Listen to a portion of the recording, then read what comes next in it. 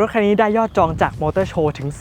4,568 คันและผมเชื่อว่าตอนนี้คนสนใจไม่น้อยเลยครับสำหรับรถไฟฟ้าอย่าง ION UT รถแฮชแบ็กขนาดเล็กสุดของค่าย GAC ที่นำเข้ามาขายในบ้านเรานะครับเรียกได้ว่าเป็นคู่แข่งหน้าใหม่สำหรับแฮชแบ็ก B segment ที่เป็นรถไฟฟ้าและเป็นผู้ท้าชิงกับ BYD Dolphin และคันนี้เป็นรุ่นท็อปอย่าง500 Premium ผมมีโอกาสได้ทดสอบขับขี่จากกรุงเทพถึงเชียงใหม่ระยะทางประมาณ700 กิโลเมตรจะมารีวิวทุกคนได้ชมถึงข้อดีข้อเสียจุดที่ยังไม่ชอบแล้วก็มาดูนะครับว่าระบบการขับขี่ที่เขาเคลมว่าเป็น Level 2 จะใช้งานได้รอดหรือไม่รวมถึงเรื่องของซอฟต์แวร์การขับขี่และอีกมากมายครับถ้าพร้อมแล้วไปรับชมกันครับ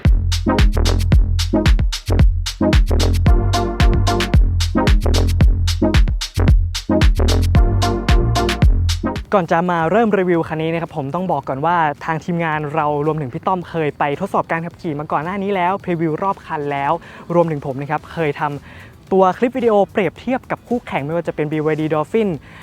MG4 Ora Good Cat รวมถึง Neta V2 นะครับหลังจากดูคลิปนี้จบก็สามารถตามไปรับชมได้เรามาดูในเรื่องของการออกแบบภายนอกของรถคันนี้กันครับเรียกได้ว่าไม่ธรรมดาเพราะว่าเขาได้นักออกแบบนะครับชาวฝรั่งเศสอย่างสเตฟานชาแนงคือคนนี้นะครับเคยได้ออกแบบให้กับนิสสันRenault แล้วก็ Alpine นะครับแล้วก็ทาง GAC ได้ซื้อตัวให้มาออกแบบสำหรับ ION UT นะครับหรือณตอนนั้นคือโค้ดเนมอย่าง AY2 นั่นเองคันนี้จะเป็นการผสมผสานระหว่างแฟชั่นนะครับแต่ก็ยังให้กลิ่นอายความเป็นเทคอยู่ได้อย่างลงตัว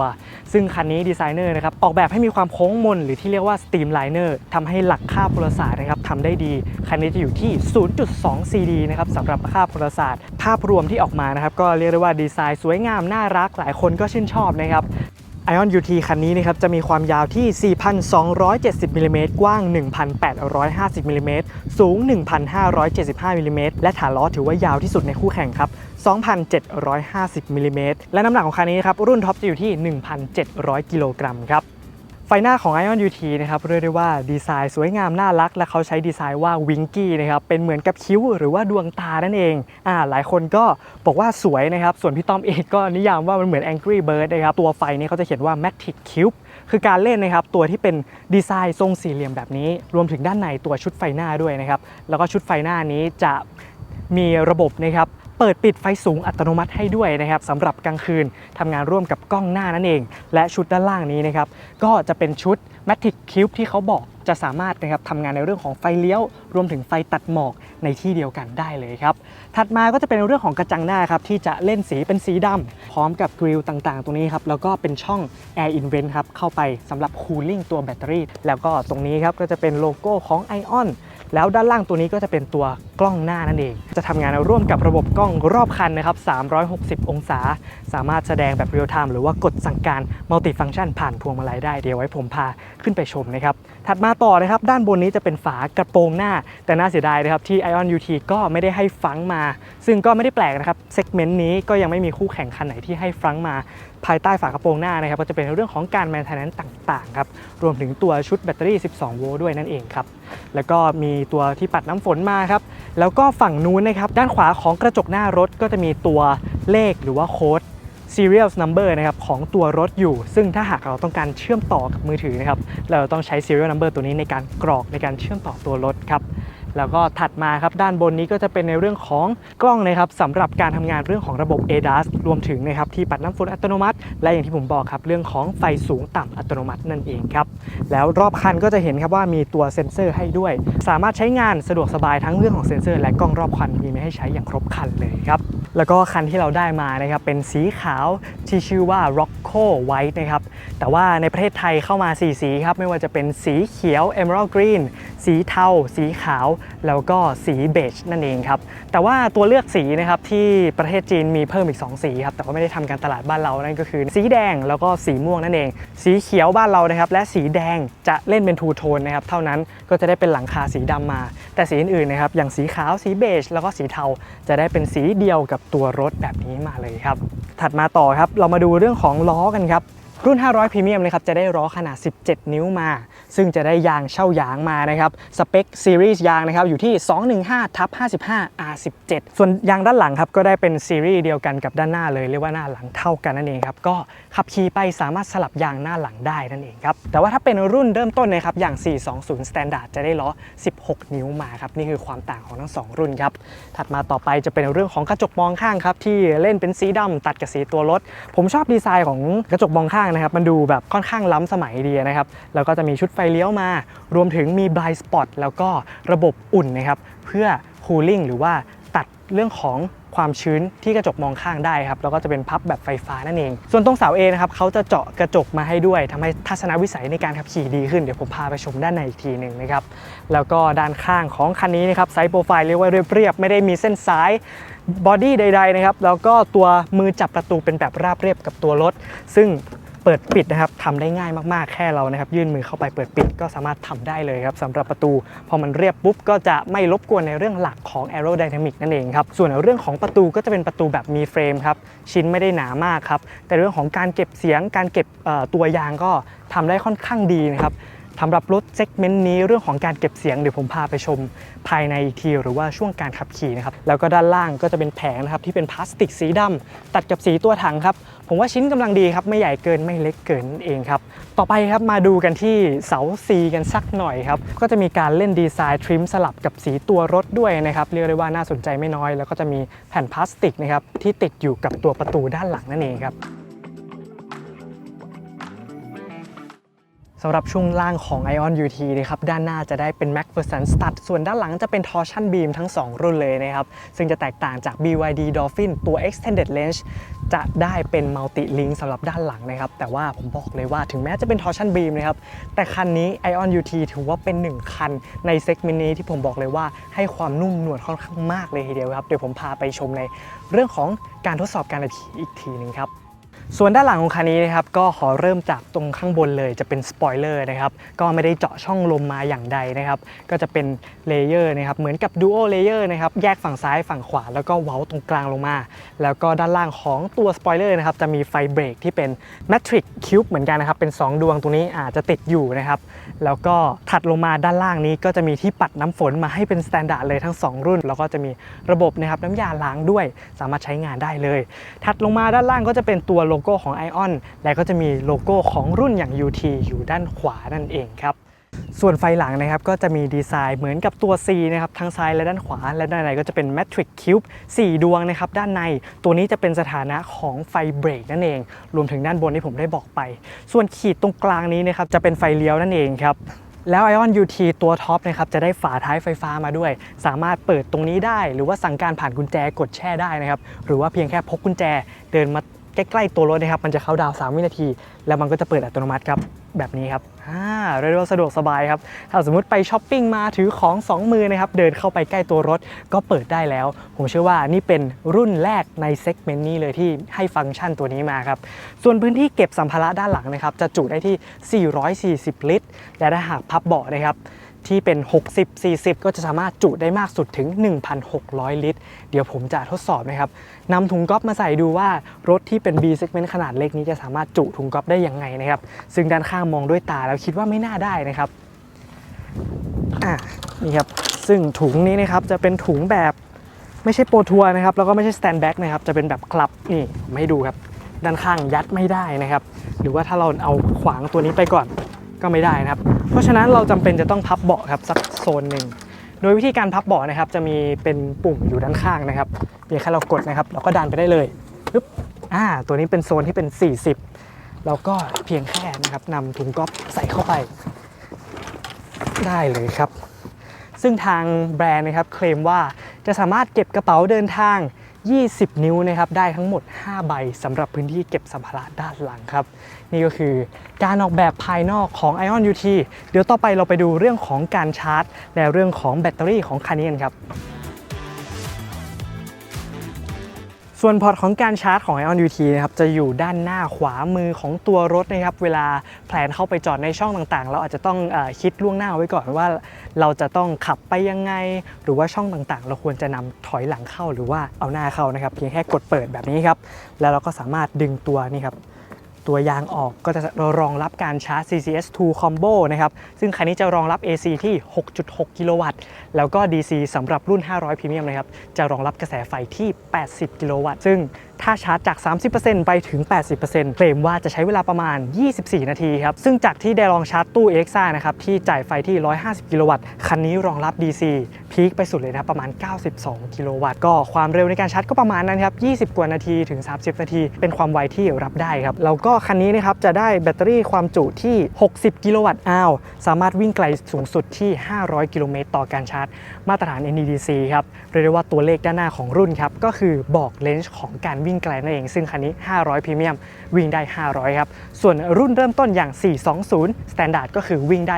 420 กิโลเมตรต่อการชาร์จนั่นเองครับแล้วก็คันนี้รองรับ V2L มาเป็น Standard ให้ด้วยนะครับต่อไปเราไปดูด้านในกันว่าการออกแบบของคันนี้จะเป็นยังไงครับ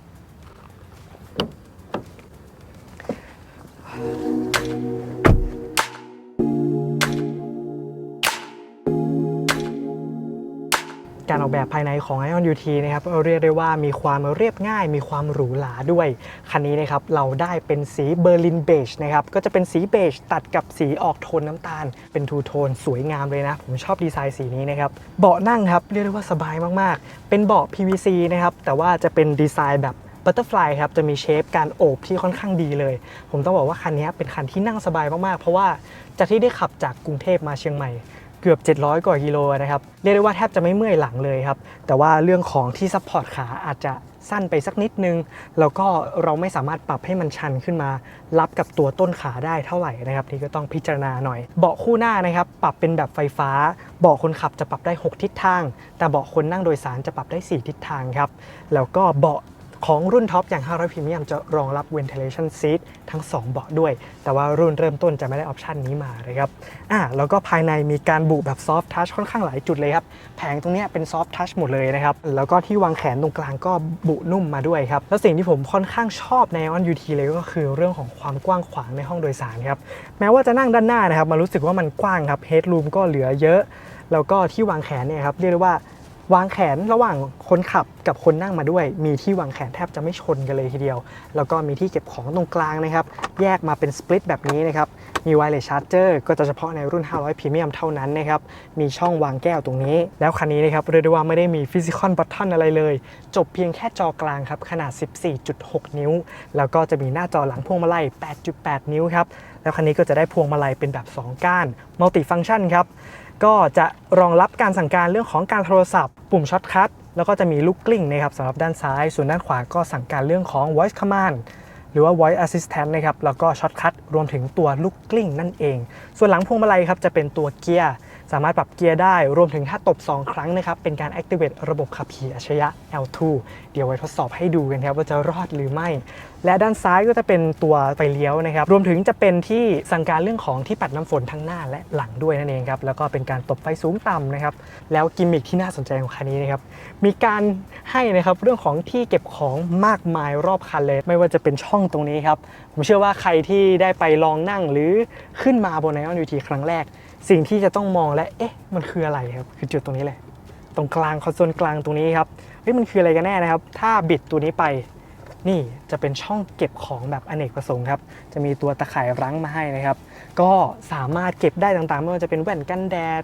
เครื่องสำอางที่แต่งหน้าอันนี้ก็น่าจะตอบโจทย์นะครับคุณผู้หญิงที่วางลิปมันหรือว่าแป้งนะครับเวลากระโดดขึ้นรถมาก็สามารถแต่งหน้าได้เลยก็จะสามารถเก็บในตัวคอมโพเนนต์ตรงนี้ได้นะครับ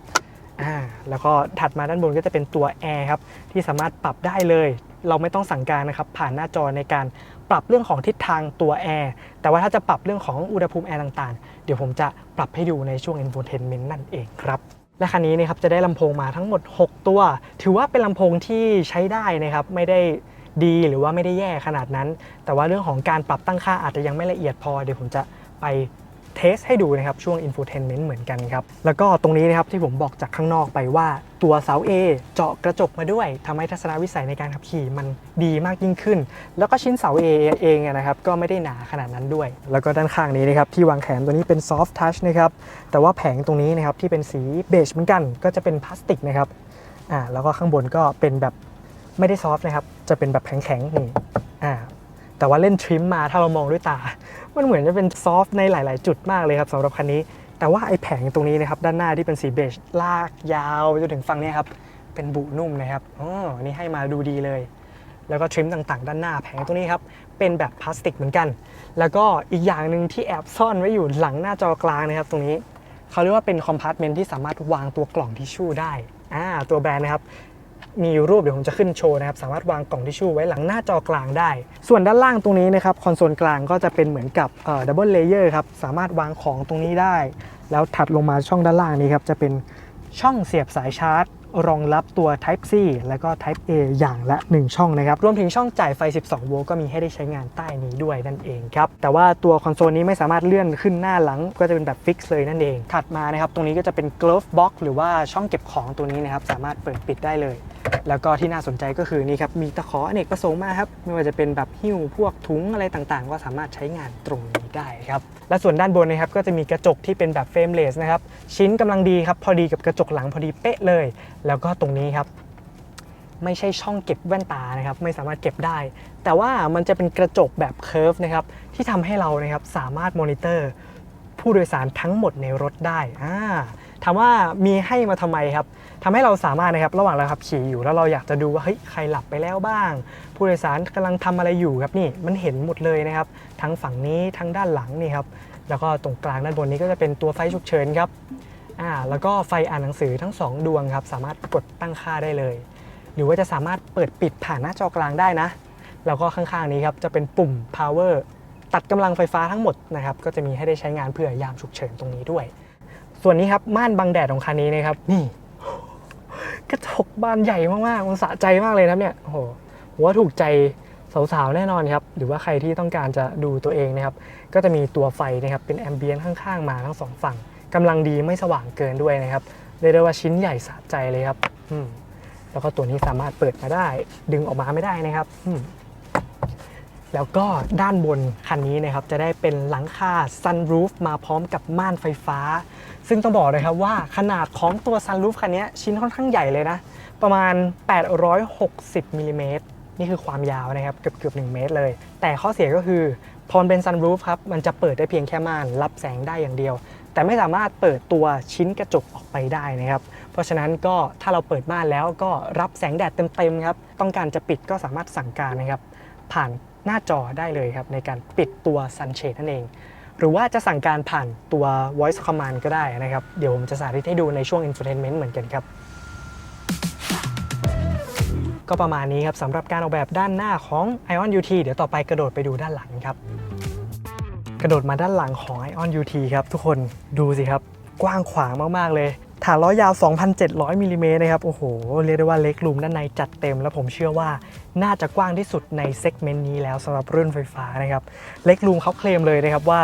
ให้พื้นที่มาถึง905มิลลิเมตรครับดูครับผมส่วนสูง167ครับดูเล็กรูมครับอันนี้โพสิชันผมขับแล้วนะทุกคน1กำปั้น2กำปั้น3กำปั้น3กำปั้นกับประมาณ2นิ้วนิดๆครับโอ้กว้างนะกว้างมากเลยแล้วก็ด้านข้างนี้บุนุ่มมาเหมือนกันครับส่วนความยาวนะครับจากไหล่ถึงไหล่หรือว่าจากด้านข้างถึงด้านข้างเขาเคลมว่าอยู่ที่ 1,385 มิลลิเมตรเขาบอกว่าผู้ใหญ่นะครับแบบฟูลไซส์ผู้ใหญ่ สามารถนั่งกันได้จริงๆครับถึง3คนเลยเดี๋ยวเราอาจจะลองให้ทีมงานมานั่งยัดกันให้ดูด้วยเป็นอินเสิร์ตนะครับกว้างจริงครับแล้วก็เบาะค่อนข้างนุ่มนั่งสบายเลยนะตรงฝั่งด้านซ้ายด้านขวาเนี่ยมันจะมีความแบบเว้าให้คนนั่งครับมันสรีระมันค่อนข้างดีเลยนะเว้าได้ดีเลยแล้วก็บุนุ่มเกือบหมดเลยสบายครับส่วนที่รองต้นขาก็ยื่นมาค่อนข้างดีเลยนะครับผมว่าโอเคเลยแล้วก็มีความชันประมาณ1เล็กน้อยครับส่วนเฮดรูมครับก็เหลือประมาณ1กำปั้นนิดๆครับอาจจะไม่ได้เยอะมากครับแต่ว่าให้ความโออาด้วยนะครับชิ้นของ sunroof ก็ทำให้ห้องโดยสารคันนี้มันดูกว้างมากๆครับมีไฟอ่านหนังสือให้นะครับสามารถกดเปิดปิดได้หรือว่าสั่งการผ่านหน้าจอมีที่โหนนะครับบานจับประตู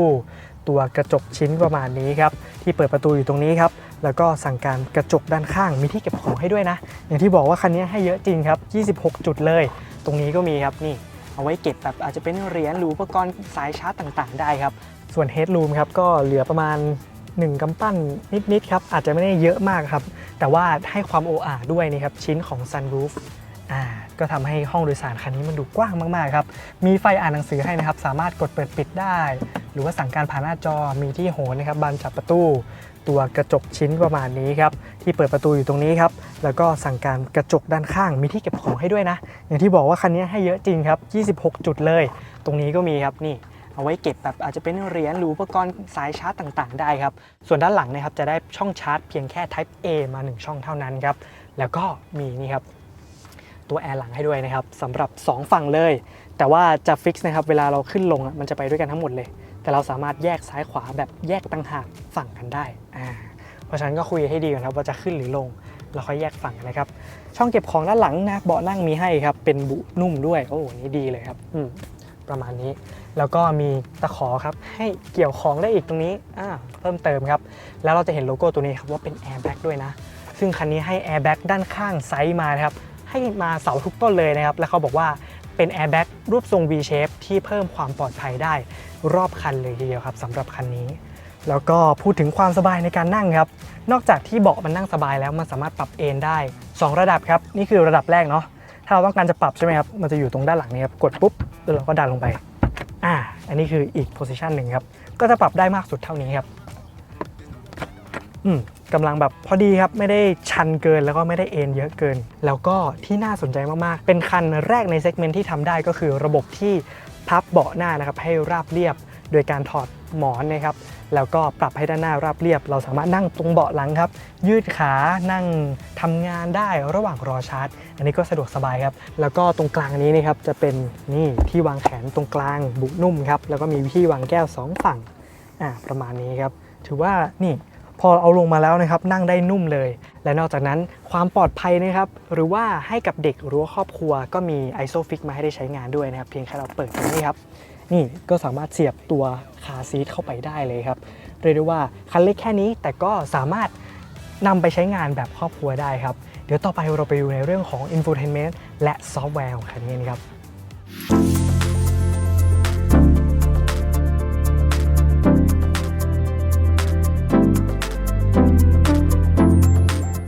เรามาดู Infotainment หรือว่าซอฟต์แวร์ของ ION UT กันครับผมจะลองเล่นให้หมดเลยว่ามีฟังก์ชันอะไรบ้างเรียกได้ว่าดูคลิปนี้จบคือไม่ต้องไปงมเองเลยนะครับขอเริ่มจากตรงนี้เลยครับเป็นหน้าจอโฮมหลักก็จะเพลนไม่มีเลยครับเราสามารถปรับตั้งค่าเรื่องของ Wallpaper ได้นะครับมีหลากหลายให้เลือกนะครับประมาณนี้แล้วก็จะแยกเป็น Dark Mode กับ Light Mode นั่นเองครับก็สามารถกดเซฟได้แล้วก็ด้านบนนี้ครับก็จะเป็นบอกเวลาเรื่องของการเชื่อมต่อครับถ้าเรากดเข้าไปก็จะเป็นหน้าจอการเชื่อมต่อต่างๆเชื่อมต่อ Apple CarPlay ได้ซิงก์กับตัว Music หรือว่าตัวมือถือในการโทรศัพท์ได้นะครับแล้วหน้าจอตรงนี้ครับ Network Hotspot คือการปล่อยตัวสัญญาณ Wi-Fi จากตัวรถนี้ก็มีให้ได้ใช้งานด้วยนะครับตัว WLAN แล้วก็รวมถึง Mobile Link ครับการเชื่อมต่อ Apple CarPlay ก็สามารถตั้งค่าตรงนี้ได้ครับส่วนตรงนี้นะครับก็คือเรื่องของการเปิดปิดตัว Wireless Charger ก็สามารถเปิดปิดตรงนี้ได้เลยครับแล้วก็ตัวอีเมลก็จะเป็น Message Center ตรงนี้ยังใช้ไม่ได้นะครับ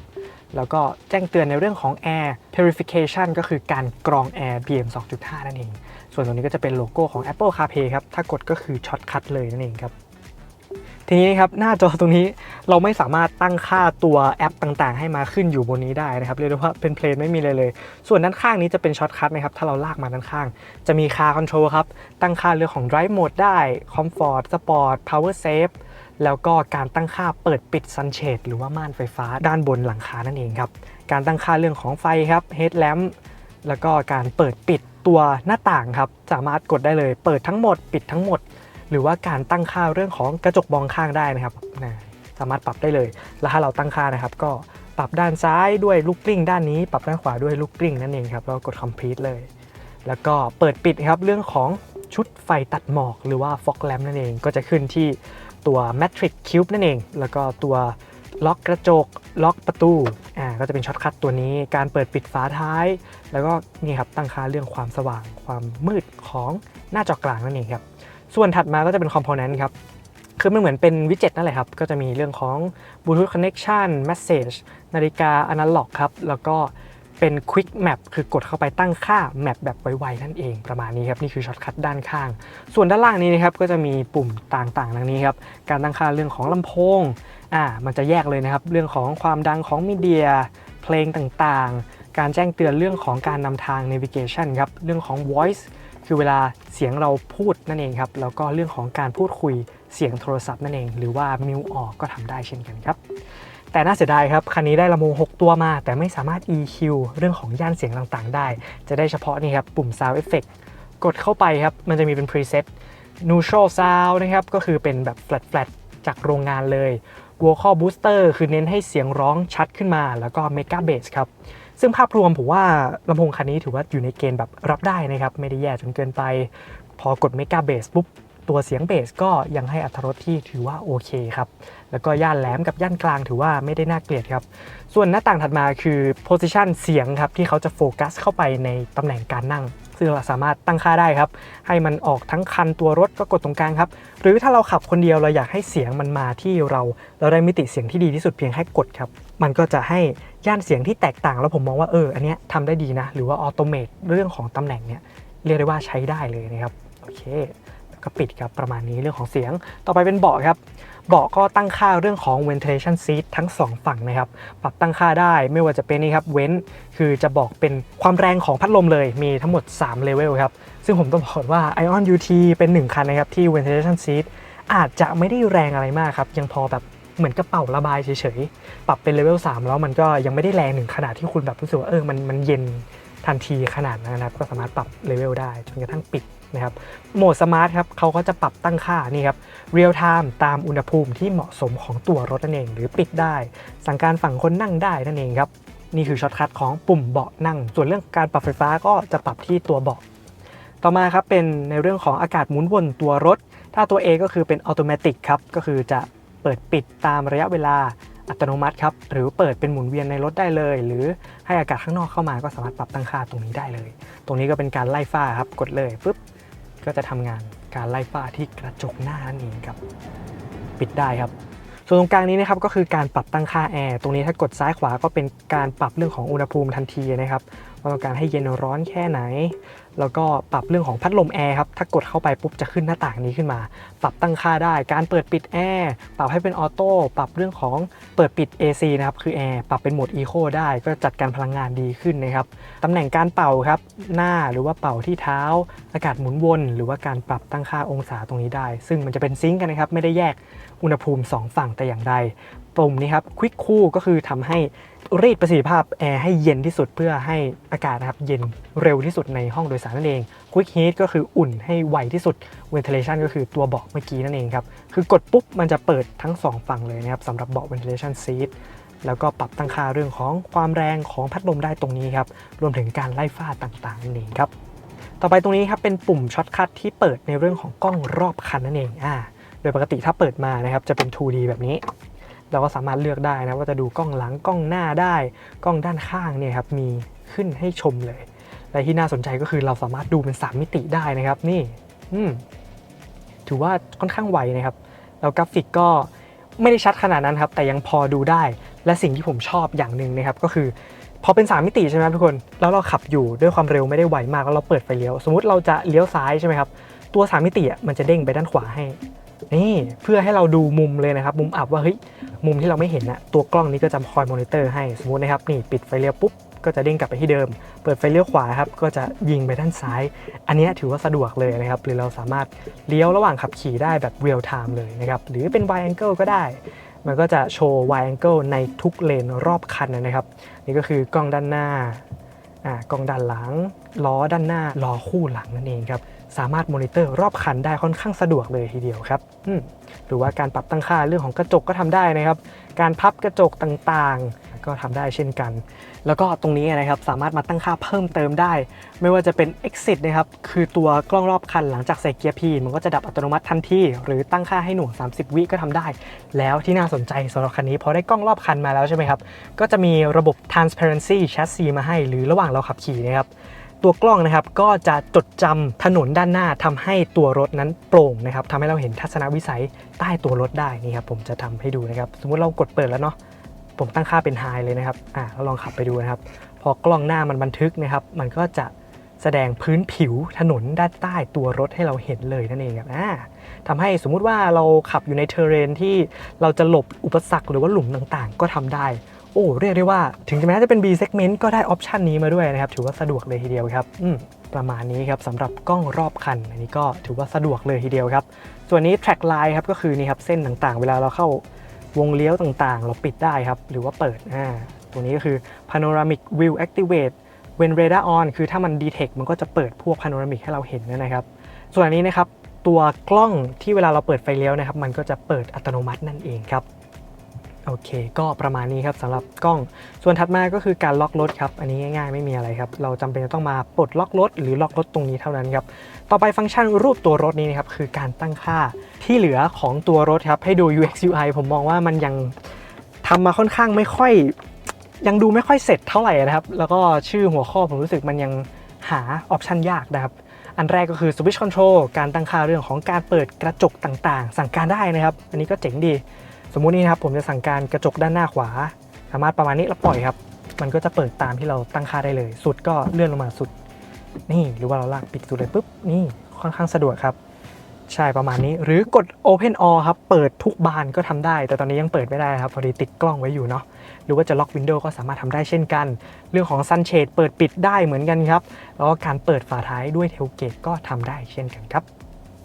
ต่อมาครับ Light System ก็คือเรื่องของไฟหน้าครับปิดไฟหลีเปิดไฟหน้าหรือว่าออโต้ก็ทำได้ครับแล้วก็จะมีระบบ Intelligent High Beam หรือว่าไฟสูงต่ำอัตโนมัตินั่นเองระหว่างเราขับขี่ช่วงกลางคืนครับ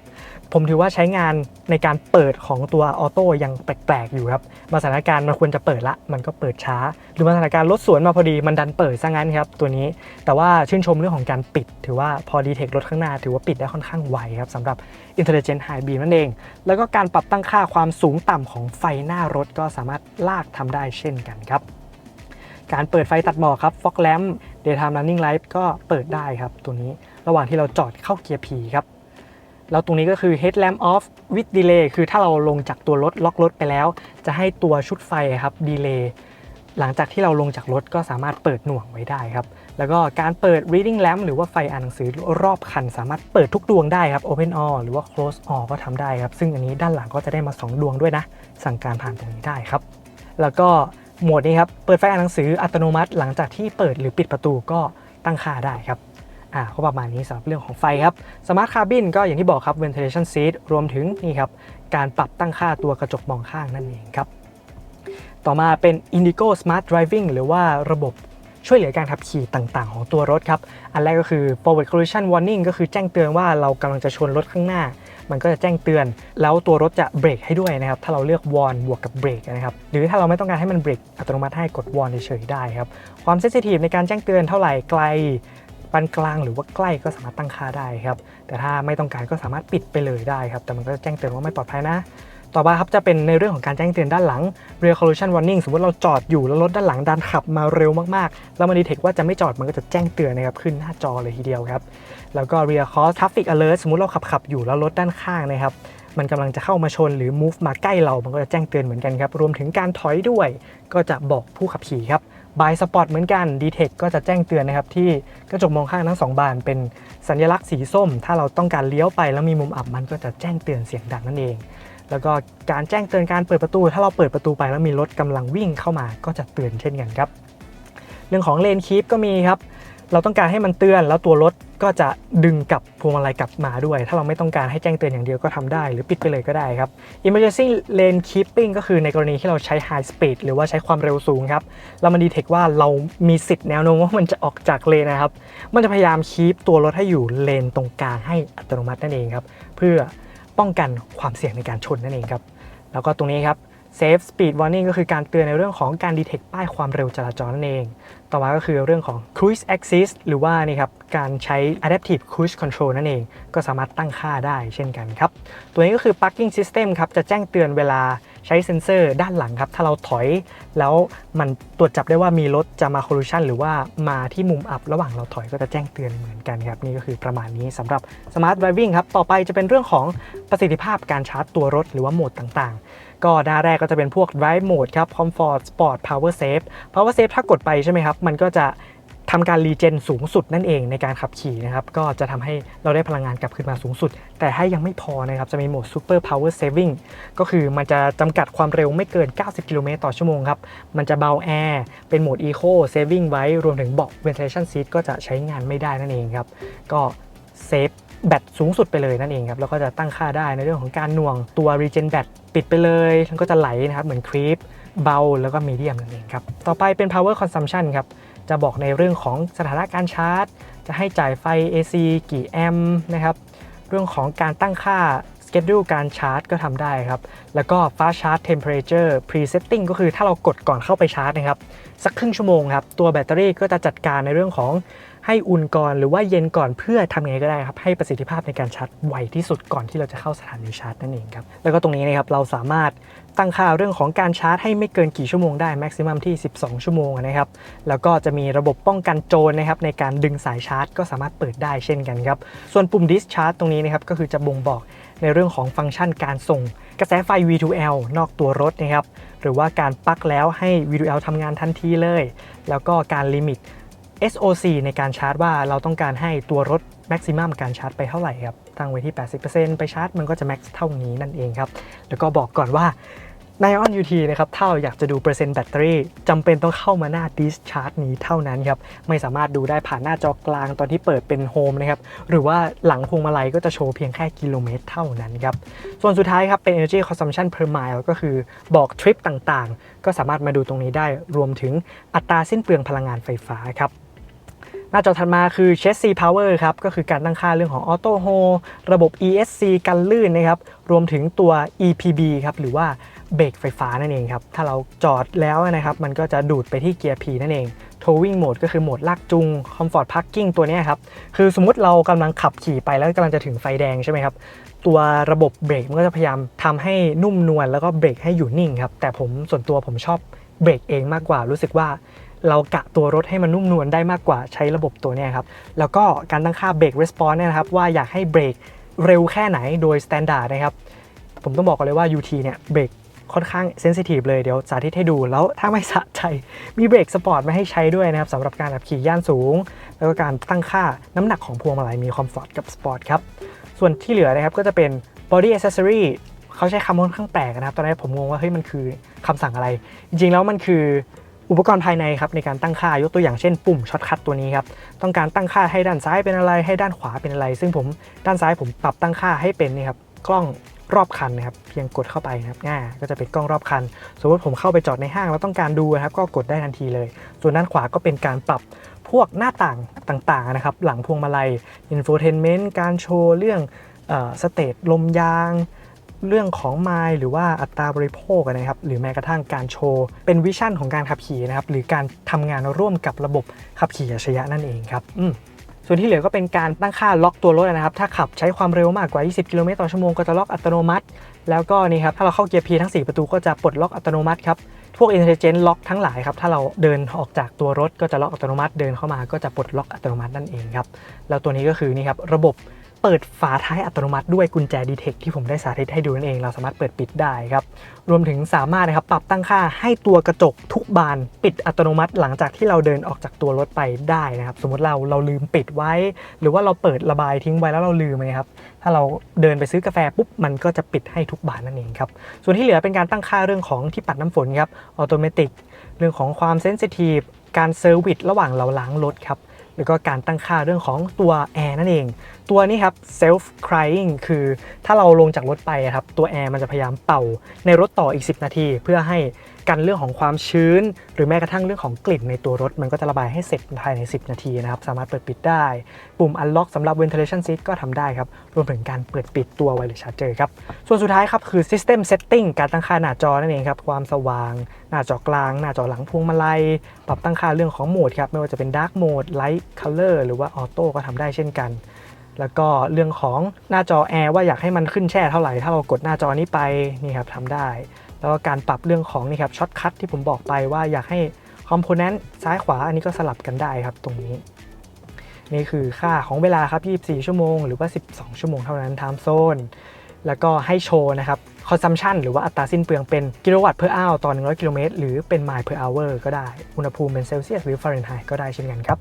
เรื่องของ voice ก็คือนี่ครับเราสามารถสั่งการด้วยเสียงได้จะรองรับทั้ง2ฝั่งครับที่นั่งผู้ขับขี่และผู้โดยสารสามารถเรียกแยกกันได้นะครับโดยการพูดว่า hello baby What can I do for you? open the tailgate Receive. นี่ Open the ครับ tailgate ก็คือ for การ you. เปิดฝาท้ายก็สามารถทำได้ผมถือว่าเป็น voice assistant ที่ทำงานค่อนข้างไวนะแล้วก็ถามไวตอบไวเราพูดปุ๊บมันทำงานทันที hello baby What can I do for you? close the tailgate Receive. นี่ Close the ไว tailgate นะ for you. อันนี้ชื่นชมเลยครับหรือถ้า hello baby ไม่ติดก็กดปุ่มนี้ได้ครับที่พวงมาลัยอันนี้ถือว่าทำได้ค่อนข้างไวครับแล้วก็เราสามารถปรับตั้งค่าได้ว่าอยากให้น้องนะครับ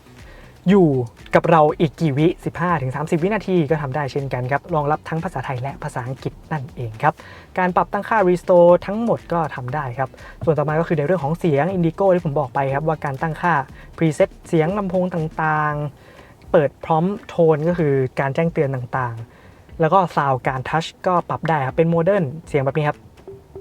retro เสียงนี้ครับก็แล้วแต่ชอบครับโอเคแล้วก็ start volume ก็คือเวลาเรากระโดดขึ้นรถมาเสียงของ infotainment เราอยากให้ดังเบาแตกต่างยังไงหรือว่าจะเป็นแบบคงที่ไปเลยออกไปเสียงดังก็ทำได้เช่นกันครับแล้วก็ volume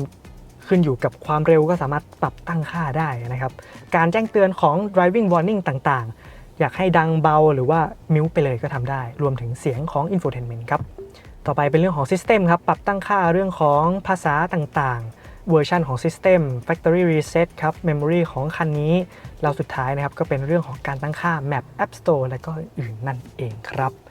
และส่วนสุดท้ายของคันนี้ก็คือปุ่มนี้ครับจะเป็นเหมือนกับแอปต่างๆ มีไม่ได้เยอะนะครับกดมาตรงนี้ปุ๊บมีแค่แอปเพลงกดเข้าไปปุ๊บแล้วก็สามารถเลือกซอร์สได้ว่าจะให้ยิงจากบลูทูธมาหรือเข้า Apple CarPlay หรือเปิดวิทยุต่างๆนั่นเองครับ Image and Video ก็คือถ้าเราเสียบ USB สามารถตั้งค่าเป็น Wallpaper ได้ App Store นี้เข้าไปก็ยังไม่มีอะไรครับ Apple CarPlay ก็กดได้วิทยุหรืออัปเดต OTA นั่นเองครับส่วนสุดท้ายก็คือปุ่ม Home ครับถ้ากดปุ่ม Home ซ้ำอีกทีใช่ไหมครับจะเป็นการเปิดในเรื่องของ Navigation ที่มาให้กับตัวรถนั่นเองซึ่งซอฟต์แวร์นี้เราคุ้นเคยกันดีครับ Ion หลายๆคันก็ใช้แบบเดียวกันครับสามารถหาโลเคชันได้นะครับหรือว่าเราจะหาสถานีการชาร์จได้ก็คือบอกเกือบจะทุกแบรนด์นี่ก็โอเคครับแล้วก็ในเรื่องของการคำนวณระยะทางการขับขี่ก็บอกเหมือนกันครับเดี๋ยวประสบการณ์ขับขี่ผมจะแชร์ให้ฟังอีกทีหนึ่งครับและนี่ก็คือการใช้งาน Infotainment หรือว่าซอฟต์แวร์ของ Ion UT นะครับต่อไปเดี๋ยวเราไปพูดคุยเรื่องของการขับขี่ของ Ion UT กันดีกว่าครับว่าคันนี้จะเป็นยังไงครับ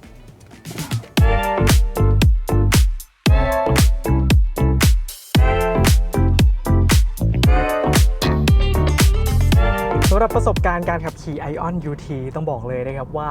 คันนี้ที่เราได้มาเป็นรุ่นท็อปอย่าง500 Premium ความแตกต่างที่บอกครับวิ่งไกลกว่า500กิโลเมตรต่อการชาร์จแล้วก็เรื่องของ Power Train ครับผมบอกกันว่าคันนี้ได้มา204แรงม้าแรงบิดที่210นิวตันเมตรคือตัวเลขแรงบิดครับถ้าเทียบกับตัว Dolphin Extended Range แล้วอาจจะน้อยกว่าถึง100นิวตันเลยแต่ผมต้องบอกเลยนะครับว่าคันนี้มันไม่ได้ช้ากว่าขนาดนั้นครับเพราะว่าอัตราเร่ง0ถึง100กิโลเมตรต่อชั่วโมงเคลมว่าได้ที่ 7.3 วินาทีส่วน Dolphin Extended Range ได้ 7 วินาทีครับแสดงว่าตัวเลขนิวตันเมตรถึงแม้จะน้อยกว่านะครับแต่เรื่องของมอเตอร์ของ Ion UT คันนี้ครับมันให้พลังที่ค่อนข้าง instant หรือว่าทันทีมากกว่าสมมติกดปุ๊บใช่ไหมครับนี่ครับตอนนี้ผมอยู่ในโหมดคอมฟอร์ตนะเรียกได้ว่าเฮ้ยมันกระฉับกระเฉงครับน่าเชิดเลยแสดงว่าคันนี้ครับค่อนข้างให้อัตราเร่งที่ค่อนข้างทันใจครับไม่ว่าจะเร่งแซงใช้ความเร็วมากกว่า80กิโลเมตรหรือระหว่างช่วงร้อยเราต้องการกดเพิ่มแล้วเร่งแซงเดี๋ยวผมจะลองสาธิตให้ดูนะครับแล้วก็คันนี้มอเตอร์เดี่ยวนะครับขับเคลื่อนล้อหน้า Front Wheel Drive แล้วก็พูดถึงช่วงล่างกันสักนิดหนึ่งคันนี้จะได้ข้างหน้าเป็น McPherson Stud ด้านหลังเป็น Torsion Beam แต่เรื่องของช่วงล่างครับทุกคน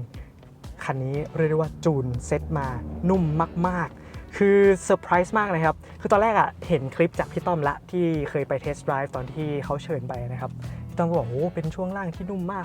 ซับได้ดีมากตอนแรกผมก็มองเฮ้ยมันจะนุ่มได้ขนาดนั้นเลยในเซกเมนต์นี้เพราะว่าส่วนตัวเองก็มีโอกาสได้สัมผัสรถ B segment ค่อนข้างเยอะนะครับหลายคันเลยทีเดียวไม่ว่าจะเป็นฝั่งของญี่ปุ่นเองยุโรปเองนะครับพอกระโดดแล้วได้มาทดสอบจริงๆขับจากเส้นทางกรุงเทพถึงเชียงใหม่จาก ตัว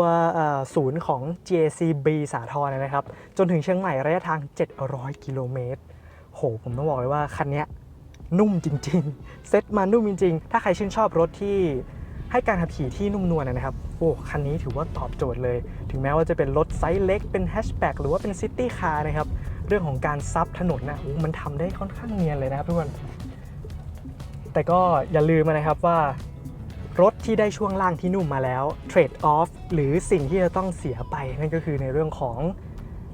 อาการของตัวรถครับมันจะมีความแบบ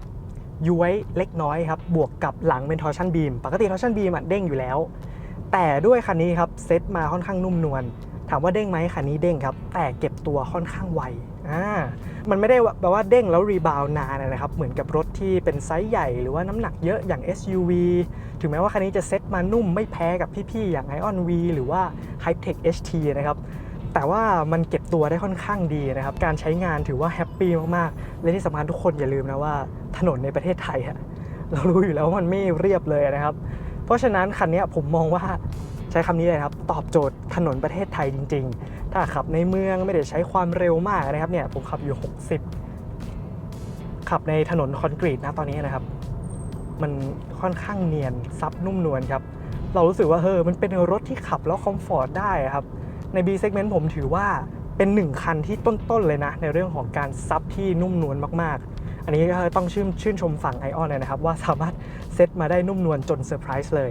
แต่มาพูดถึงเรื่องเทรดออฟครับว่าพอมันย้วยโยนครับเดี๋ยวผมจะให้ดูอาการตัวรถเลยนะครับผมจะลองเปลี่ยนเลนไปด้านขวานะครับเปิดไฟเลี้ยวแล้วนี่ครับเข้าโค้งเห็นไหมครับนี่บอดี้โรค่อนข้างชัดเจนเลยว่ามันย้วยนะครับมันก็จะโยนไปซึ่งกราวคีแลนซ์ของคันนี้ไม่ได้มีตัวเลขนะครับแต่ว่าอย่างที่บอกครับพอเซ็ตมานุ่มนวลแล้ว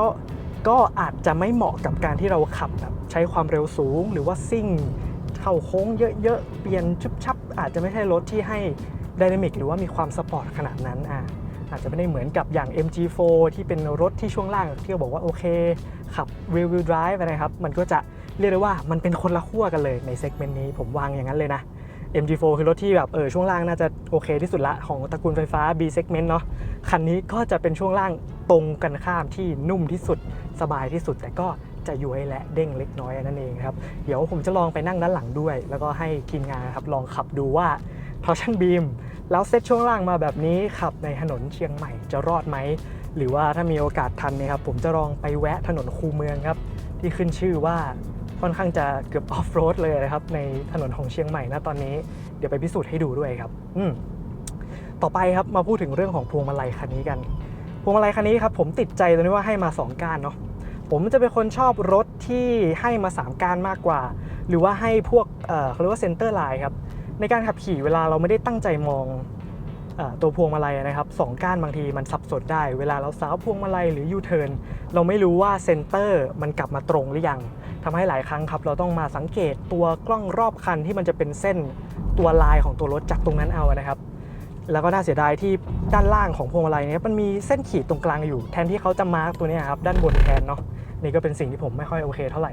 แล้วมาพูดถึงฟีลลิ่งของพวงมาลัยในการขับขี่คันนี้ครับ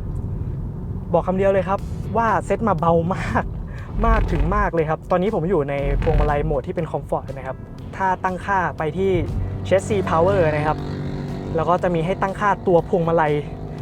ด้วยนะครับเขาจะเขียนว่า Steering Wheel Effort โทษทีครับทุกคนตอนนี้ผมอยู่ในสปอร์ตแล้วนะไม่ใช่คอมฟอร์ตนะผมยังบอกว่ามันเบามากเลยถึงแม้ว่าเราจะใช้ความเร็วที่มากขึ้นแล้วนะครับนี่ผมกดไป80นะครับมันก็ตึงเพิ่มขึ้นมาแค่นิดเดียวเท่านั้นครับนี่ในการขับขี่ย่านความเร็วผมว่าจูนมายังไม่ค่อยเหมาะครับช่วงล่างก็ยังมีอาการบอดี้โรลเยอะครับย้วยด้วยแล้วก็พวงมาลัยเบาเพราะฉะนั้นถ้าคนที่อาจจะไม่ได้คล่องในการขับรถขนาดนั้นอาจจะต้องระวังนะครับในการเติมพวงมาลัยในการเข้าโค้งหรือว่าจะเป็นการแซงนะครับก็ต้องฝึกให้มันเนียนเพื่อให้อาการรถไม่ยุบยับมากหรือว่าคนนั่งมาด้วยเพื่อไม่ให้เวียนหัวนั่นเองครับเดี๋ยวผมลองปรับเป็นคอมฟอร์ตให้ทุกคนดูนะว่าเบาแค่ไหนลองดูอาการพวงมาลัยของสปอร์ตกันนะครับประมาณนี้นะครับในเลนต่อไปจะเป็นคอมฟอร์ตครับดูครับเบามากแต่ระยะฟรีรับได้นะครับไม่ได้แบบเยอะเกินไปเลี้ยวปุ๊บก็ยัง predict ได้ผมถือว่าระยะฟรีใช้ได้ครับใช้ได้คันนี้แต่ว่ามันเบาเ เกินไปครับแม้ว่าจะปรับเป็นสปอร์ตแล้วก็ตาม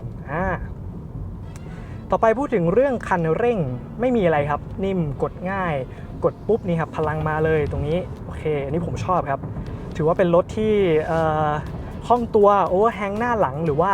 ช่วงความยาวจากตัวล้อไปหน้าสุดของรถหรือว่าด้านหลังนะครับมันค่อนข้างสั้นด้วยสไตล์ของรถแฮชแบ็กทำให้มันคล่องตัวเวลาจะแซงจะขับในเมืองก็ง่ายนะครับแล้วก็อัตราเร่งที่ค่อนข้างมาทันใจทำให้การขับขี่มันคล่องตัวครับขับง่ายถือว่าเป็นรถที่ขับง่ายคันหนึ่งเลยแล้วก็ลืมบอกไปครับไม่ใช่ว่าพวงมาลัยเบาไม่มีข้อดีนะครับข้อดีก็คือถ้าเราแบบไม่ได้ซีเรียสอะไรมากคุณผู้หญิงขับหรือว่าวัยรุ่นที่เพิ่งเริ่มขับรถนะครับมันขับง่ายครับขับขี่ในเมืองมันสบายไม่ต้องมาสู้กับพวงมาลัยมากอันนี้ก็อาจจะเป็นอีกหนึ่งส่วนที่พวงมาลัยเบามันก็ทำให้ขับขี่ได้ง่ายนั่นเองครับส่วนในเรื่องของเบรกครับอันนี้ขอพูดสักนิดนึง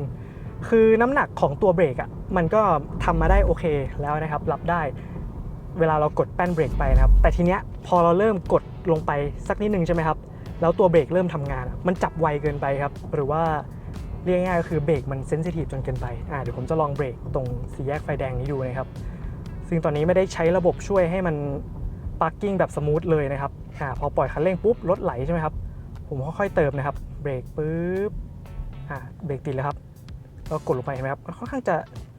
เซนซิทีฟครับมันทำให้เรากะให้ตัวรถมันหยุดลิเนียร์หรือว่าสมูทจนกระทั่งหยุดนิ่งค่อนข้างยากสักนิดนึงก็ภาพรวมของตัวเบรกก็ยังเซนซิทีฟไปหน่อยครับต่อไปมาพูดถึงเรื่องของทัศนวิสัยของรถคันนี้กันครับผมบอกเลยว่าภายในกว้างขวางได้ซันรูฟชิ้นใหญ่มาเสา A เจาะกระจกมาชิ้นเสา A ไม่ได้ใหญ่จนเกินไปposition ของเบาะสามารถปรับขึ้นมาได้เห็นตัวรถค่อนข้างครบครับยกเว้นด้านหน้าที่ดีไซน์มันตัดลงไปเลยเราอาจจะไม่เห็นตัวบอดี้ด้านหน้าตัวรถนะครับหรือว่าฝากระโปรงหน้าส่วนบอดี้ด้านข้างมองจากกระจกข้างทั้งซ้ายและขวาแล้วตัวรถราบเรียบดีครับไม่ได้โป่งยากการขับให้รถมันตรงหรือว่าจอดเข้าซองง่ายครับกระจกค่อนข้างชิ้นไม่ได้เล็กจนเกินไปมีบายสปอตมาให้กระจกหลังก็ขนาดพอดีกับตัวกระจกชิ้นด้านหลังพอดีครับอันนี้โอเคเลยผมว่าทัศนวิสัยโดยรวมแล้วดีครับขับง่ายมากๆคันหนึ่งเลยขึ้นมาเราไม่ได้รู้สึกอึดอัดแต่อย่างใดเวลาเราต้องการรีแลกซ์วางแขนครับเพียงพอเลยแล้วก็ผู้โดยสารที่นั่งมาด้วยก็สามารถวางแขนได้ครับเดี๋ยวพี่เอ็มลองเอาแขนมาวางให้หน่อยได้ไหมครับตรงนี้เห็นไหมครับแชร์กันได้สบายๆเลยนะครับนี่เหมือนกับผมไม่คิดว่านั่งอยู่ใน B segment เลยเพราะว่า B segment หลายๆคันที่ผมเคยนั่งนะครับเราแทบจะแบบต้องคนนึงถ้าคนนึงวางอีกคนจะวางตรงคอนโซลกลางไม่ได้แล้วนะครับหรือว่าบางยี่ห้อบางแบรนด์ก็ไม่ได้ให้คอนโซลกลางมาด้วยซ้ำนะครับในวันนี้ก็เป็นอานิสงส์ของการที่ภายในมันกว้างขวางนะครับต่อไปเรื่องของการขับขี่อีกหนึ่งเรื่องที่ผมค่อนข้างอยากจะพูดถึงเลยนั่นก็คือเรื่องของระบบช่วยเหลือการขับขี่อัจฉริยะหรือว่า ADAS ที่เขาบอกว่าให้เลเวล 2 มาลองดูกันนะครับว่าคันนี้ที่เป็นมาใหม่ที่สุดละกว่าคู่แข่งการทำงานจะเป็นยังไงนะครับโดยเขาใช้กล้องรอบคันเซ็นเซอร์รวมถึงกล้องหน้าในการใช้งานเพียงแค่ตบก้านนะครับเกียร์หลังพวงมาลัย2 ครั้งนี่ครับมันก็จะคีปให้อยู่ในเลนแล้วก็จะมีตัวกราฟิกเส้นขึ้นมาเราสามารถนี่ครับปรับเรื่องของความเร็วได้85นี่ครับผมบอกเลยนะทุกคนดูสิมันทำงานเนียนมากเลยนะอาจจะไม่ได้เซนเตอร์มากนะครับแต่ว่ามันจะ bias หรือว่าค่อนข้างชิดไปด้านซ้ายสักเล็กน้อยครับแต่มันทำงานได้เนียนมากมันเข้าโค้งดูครับอันนี้ความเร็วผมปรับไปที่90นะครับแล้วก็เว้นระยะห่างจากคันด้านหน้าประมาณ2ขีดครับหรือว่า2จุดนั่นเองมันเนียนมากๆนะครับแล้วก็จากที่ผมได้ทดสอบการขับขี่จากกรุงเทพถึงเชียงใหม่ผมบอกเลยนะว่ามันเป็นรถในเซกเมนต์นี้หรือแม้กระทั่งรถของจีนแบรนด์จีนเลยที่ผมใช้งานในตัวการขับขี่อัจฉริยะบ่อยที่สุดแล้ว1มันแม่นมันแทบไม่หลุดแบบไม่มีการหลุดเลยนะครับแล้วตอนนั้นผมขับกลับมามันดึกแล้วด้วยบวกกับฝนตกหนักครับมันทำงานได้ค่อนข้างดีเลยนี่ผมชื่นชมจริงๆก็ถือว่าเป็นระบบช่วยเหลือขับขี่อัจฉริยะที่เนียนที่สุดในคู่แข่งนะตอนนี้แล้วสุดท้ายก็ต้องมารอดูแล้วครับว่า BYD Dolphin ตัว Minor Change จะส่ง God Eye มาทำงานเป็นอย่างไรนะครับอันนี้ก็ต้องรอดูเนาะเพราะว่า BYD Dolphin ตัวนั้นเรื่องของการขับขี่อัจฉริยะอย่างที่เรารู้ครับก็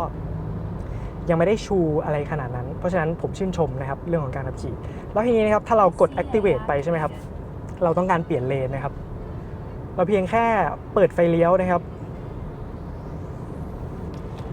Cruise assist exited. ถ้า cancel ก็แค่ตบขึ้นครับแล้วเราอยาก activate ใหม่กด2รอบครับ ICA activated. ถ้าอยากเปลี่ยนเลนครับแค่เปิดไฟเลี้ยวครับ Upgraded to ACC. มันจะยกเลิกการอ่านเลนครับแล้วเราก็เปลี่ยนได้เลยแต่ว่า Adaptive Cruise Control ทำงานอยู่นะปิดไฟเลี้ยวปุ๊บครับมันจะพยายามอ่านค่าถนน ICA นี่ครับ activated. เห็นไหมตอนนี้เป็นถนนฝุ่นด้วยนะ มันยังจับถนนได้ทุกคนดูอันนี้ถือว่าเนียนเลยนะครับดูนี่คือข้อดีครับหรือถ้าสมมุติเราขับอยู่รถบรรทุกเบียดมาด้านขวาสมมตินะครับแล้วผมต้องการหักหลบได้เลย Upgraded to ACC. แล้วก็ขับกลับมา Please แล้วก็ control ปล่อย the ครับ steering wheel. มันก็จะดีเทคอ่านใหม่ ICA activated. นี่ถือว่าค่อนข้างสะดวกเลยนะครับแล้วทีนี้ถ้าเราไม่ต้องการให้มันใช้ full function เรื่องของlane centering auto นะครับเราตบ cancel ไป Cruise assist แล้วเรา exited. ตบก้านเกียร์เพียงครั้งเดียวเท่านั้นครับจะเป็นการเปิด adaptive cruise control นั่นเอง ACC activated. ACC activated เราสามารถพักขาจากคันเร่งได้ นั่งผ่อนคลายได้ครับแล้วก็ปรับเรื่องของความเร็วตรงนี้แล้วมันก็จะทำงานจนกระทั่งรถหยุดตรงไฟแดง stop and go ได้ อันนี้ถือว่าประทับใจเลยนะครับสำหรับระบบช่วยเหลือการขับขี่ของ Ion UT สรุปก็คือรอดนะครับเดี๋ยวทดสอบให้ดูครับว่า adaptive cruise control จะสามารถหยุดตรงไฟแดงได้เนียนแค่ไหนครับตอนนี้ตาม Suzuki Swift อยู่นะครับปึ๊บนี่ผ่อนแล้ว50ครับ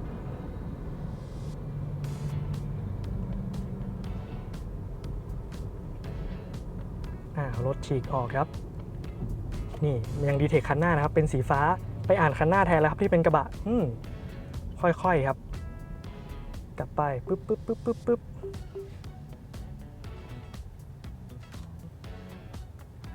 จนกระทั่ง0ครับใช้ได้ครับใช้ได้เลยแล้วทีนี้ถ้าเรายัง activate อยู่นะครับเขาก็จะทำการออกตัวให้อัตโนมัติตามคันหน้าเลยนี่คือระบบช่วยเหลือการขับขี่ของ Ion UT ถือว่าใช้ได้เลยนะชอบเลยครับทีนี้มาพูดถึง Cruise assist exited. เรื่องนะครับการใช้งานแล้วผมรู้สึกว่าเจอเรื่องความจุกจิกอะไรต่างๆ ที่ผมรู้สึกว่ายังไม่ค่อยชอบคันนี้เลยครับคือเรื่องของไฟเลี้ยวเสียงเนี่ยครับเสียงของไฟเลี้ยวค่อนข้างเบาครับมันทำให้บางทีผมไม่รู้ว่าเปิดไฟเลี้ยวค้างไว้อยู่รวมถึงอินดิเคเตอร์ตัวไฟเลี้ยวนะครับมันจะขึ้นบนมุมขวาของหน้าปัดด้านหลังพวงมาลัยที่มันค่อนข้างเล็กมากๆเลยบางทีเราไม่ทันได้สังเกตหรือไม่เห็นด้วยซ้ำนะครับอาจจะทำให้เปิดไฟเลี้ยวค้างได้หรือบางทีกดไปไม่ติดเนี่ยเห็นไหมครับมีติดบ้างไม่ติดบ้างนี่ครับเนี่ยไม่ติดนะอะไรแบบนี้ครับนี่ก็อาจจะต้องดูสักนิดนึงเรื่องของเบรกที่บอกไปแล้วก็ที่เหลือจะเป็นเรื่องของการเชื่อมต่อ Infotainment แล้วครับ Apple CarPlay เชื่อมต่อยากหรือว่าระบบแมปต่างๆพูดถึงแมปสักนิดนึงครับตัวนี้ Built-in Navigation มาให้นะครับถ้าเรากดสมมติปักปลายทางไปที่ต่างจังหวัดใช่ไหมครับคือเคสตอนนั้นนะครับผมอยู่ที่ปั๊ม PT Hub Station ที่กำแพงเพชรแล้วก็ขับกลับมาจนถึงปั๊ม PT แถวเถินลำปางนะครับมันบอกว่าขับไปจะเหลือระยะทางของแบตเตอรี่ที่วิ่งได้184กิโลเมตรแต่พอวิ่งไปจริงนะครับคือก็กดความเร็วอะไรปกติตามที่สมควรนะครับพอไปถึงเป้าหมายจริงแล้วปรากฏว่าแบตเตอรี่ที่เขาบอกไว้ว่าจะเหลือเท่านี้ครับมันลดต่ำลงไปกว่า40กิโลเมตรเลยนะเพราะฉะนั้นเคสที่ผมจะสื่อก็คือว่าถ้าใครจะเชื่อสิ่งที่มันเนวิเกตไปนะครับก็บวกลบไปเลยครับ40ถึง50นี่คือ worst case เลยนะยกตัวอย่างนี่ครับผมกดไปที่ลำปางนะครับ PT ลำปางที่ผมบอกเถินเลยนะสมมุติตรงนี้นี่เขาบอกนะครับหลังจากที่ถึงแล้วคุณจะเหลือ255กิโลเมตรลบไปเลยครับ40-50แสดงว่าเราคาดหวังได้ว่า200ท้วน190ถ้าเท้าหนักหน่อยนะครับก็อาจจะเหลือประมาณ190ได้เพราะฉะนั้นเรื่องของการกะการนำทางเราจะต้องเผื่อสักนิดนึงนะครับแล้วก็หน้าจอหลังพวงมาลัยก็จะแสดงเรื่องของระยะที่วิ่งได้ของแบตเตอรี่ที่เหลือแต่จะไม่โชว์เรื่องของเปอร์เซ็นต์แบตเตอรี่นะครับรวมถึงหน้าจอกลางด้วยคำถามคือแล้วจะดูเปอร์เซ็นต์แบตเตอรี่ตรงไหนครับเราจำเป็นจะต้องเข้าไปค่อนข้างลึกนิดนึงครับไปที่กดปุ่มตัวรถแล้วก็ไปที่ driving energy consumption กดไปครับปุ๊บผมเปิดระบบช่วยเหลือก่อนแล้วก็ไปที่ power consumption setting ครับตอนแรกมันจะมาหน้าชาร์ตนี้ก่อนนะครับตอนแรกผมหาไม่เจอเลยนะว่าเฮ้ยเปอร์เซ็นต์มันอยู่ตรงไหน สรุปคือให้เรามาหน้า discharge นะครับหรือว่าถ้าเป็นภาษาไทยเดี๋ยวผมดูให้อีกทีว่ามันใช้คำว่าอะไรครับกดปั๊บปุ๊บเราถึงจะเห็นเปอร์เซ็นต์แบตเตอรี่ที่เหลือณตอนนี้นะครับซึ่งณตอนนี้เหลือที่ 88% ครับนี่เห็นไหม 88% วิ่งได้ 442 กิโลเมตรแล้วตัวเลขที่โชว์เนี่ยครับเป็นมาตรฐาน NEDC นะครับทุกคนถึงบอกว่า Cruise assist ให้บ activated. วกลบไปเลยครับ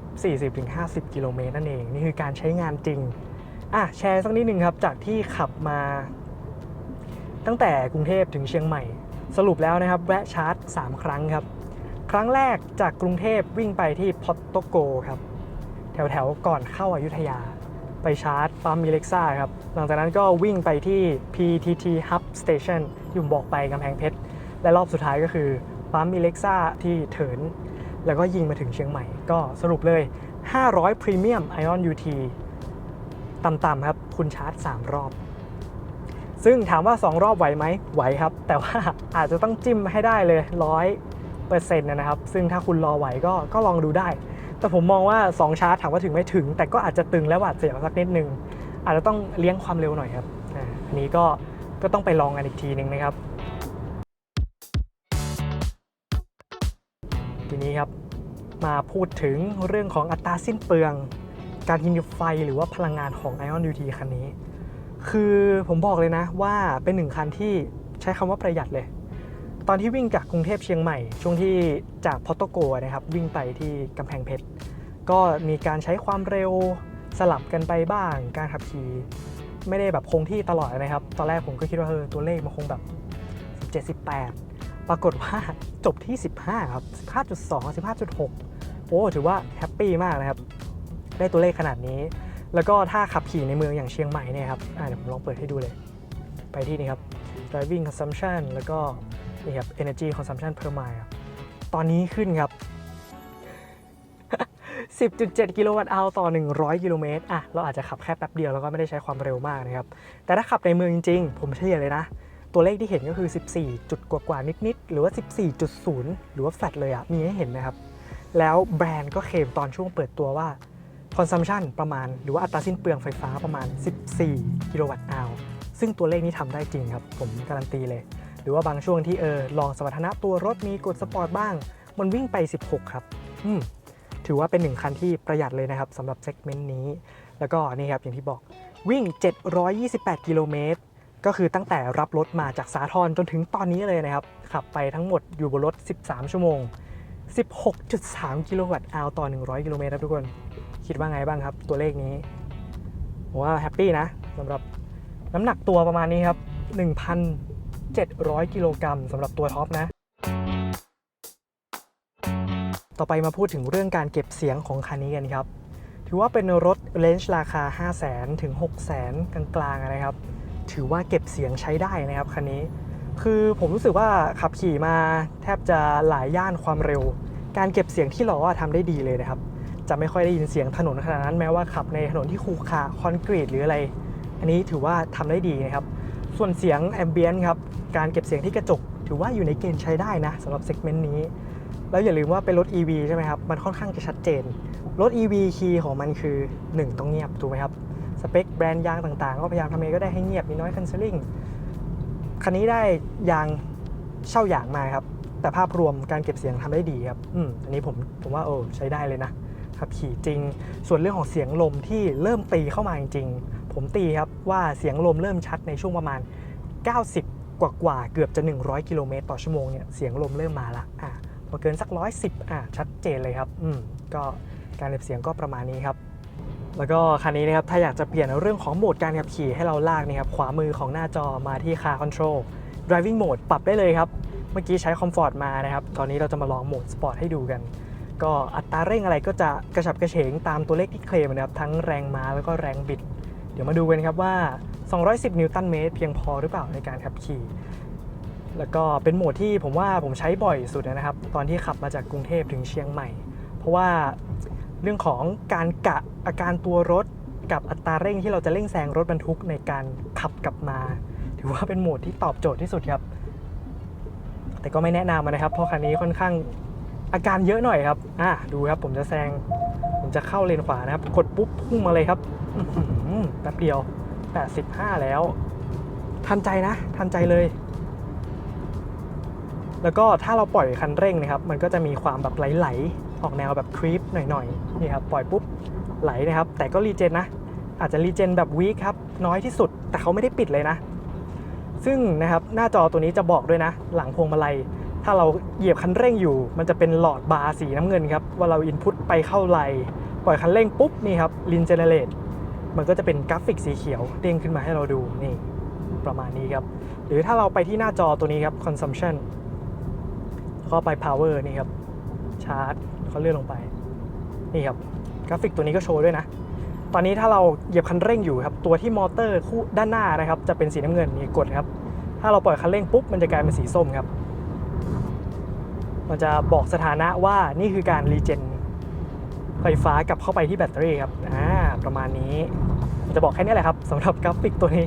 จริงๆมันเอาเปอร์เซ็นต์แบตเตอรี่มาตรงนี้ก็ได้นะจบเลยปรับ diving mode ก็ได้บอกเปอร์เซ็นต์ก็ได้ไม่ต้องเข้าไปหน้า consumption แล้วไป discharge ซึ่งก็ต้องช้าเลยนะครับนี่ครับถือว่าค่อนข้างทันใจเลยครับสำหรับโหมดสปอร์ตแล้วเราก็กะเบรกครับด้วยตัวเองนั่นเองหรือเราสามารถนะครับไปปรับเรื่องของมันจะอยู่ตรงนี้เลยครับ energy recovery ตอนนี้อยู่ใน medium นะครับ